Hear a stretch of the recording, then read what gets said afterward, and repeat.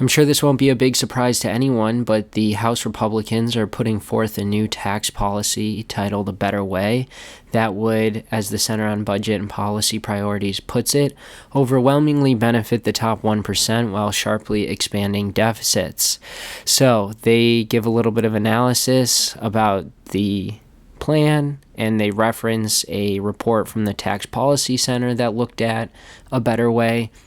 And under this plan, 76.1% of new tax cuts this year would flow to the richest 1% of households. But over the course of 8 years, by 2025, almost all of the new tax cuts would go to the top 1%. 99.6% of all new tax cuts would benefit 1% of people. That's what this plan would achieve. And so, there's some more shocking findings that this plan would cause the government to lose $3.1 trillion in revenue over the first 10 years and an additional $2.2 trillion over the second decade under, I guess, a conventional approach to estimating the revenue impacts of tax changes.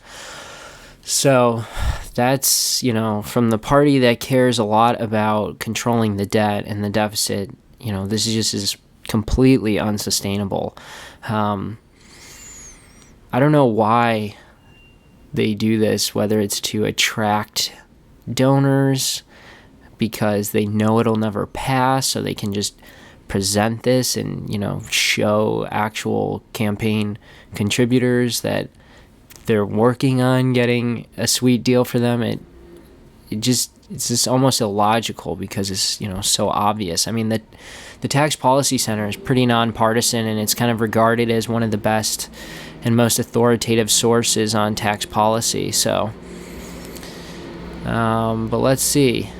So, an overview of the plan is that on the individual tax side, you would have 3 brackets, a 12%, a 25%, and a top rate of 33%. Obviously, that's a decrease from our top marginal tax rate of, I believe, 39%. And it's actually an increase for bottom brackets up to 12%. And then it would cut the top tax rate on capital gains and dividends, which is currently really low at 23.8%, all the way down to 16.5%. And this is devastating because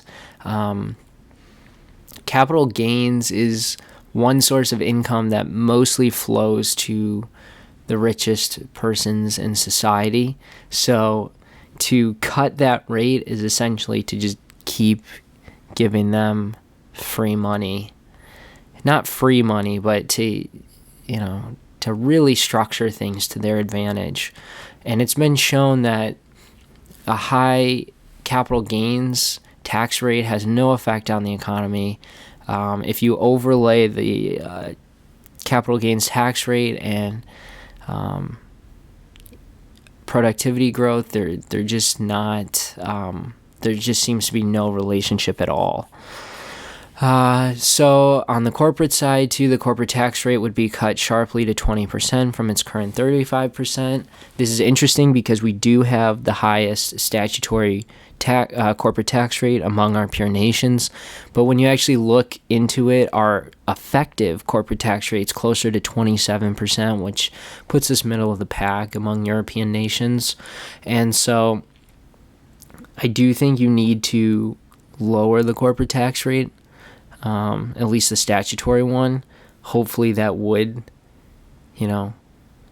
encourage businesses not to invert and, leave the United States and move overseas. But of course they will, even if we lower the corporate tax rate. And the inability to tax corporations has been a huge reason why we have had such great deficits and debts over the past few decades. And then let's see what else we have. Yeah, so here's the distribution of the tax cuts by 2025. All of it go to the top 1%.